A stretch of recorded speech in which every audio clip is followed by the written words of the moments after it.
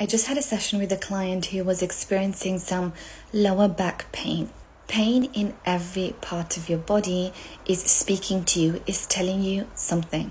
And most of the time is an emotion stored in the body. My name is Satuda and I'm a hypnotherapist and a coach.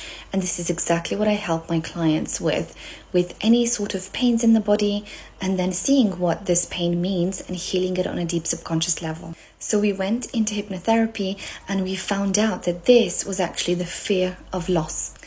And this emotion wasn't even hers. It was her father's. When she was a teenager, they lost their house and they lost their business. So this was a really traumatic experience for both of them.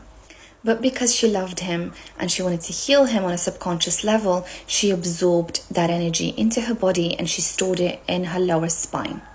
Now, this is creating physical pain and also fear around money and safety and stability. So we healed it on a deep subconscious level, and this will no longer be an issue in her life.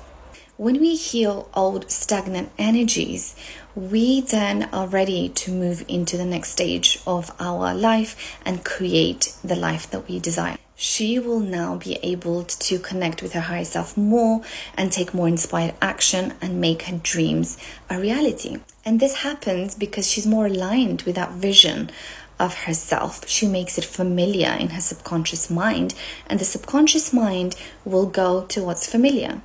Remember, the subconscious mind isn't designed to keep you happy or to make you successful. It's designed to keep you safe.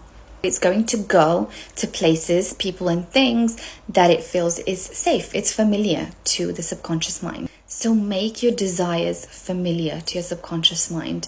The relationship that you desire, the finances that you desire, the health that you want, make that familiar. And your subconscious mind will go towards that reality, that vision. If you need help doing this, I do offer one-to-one sessions. You can find the application in the link in my bio.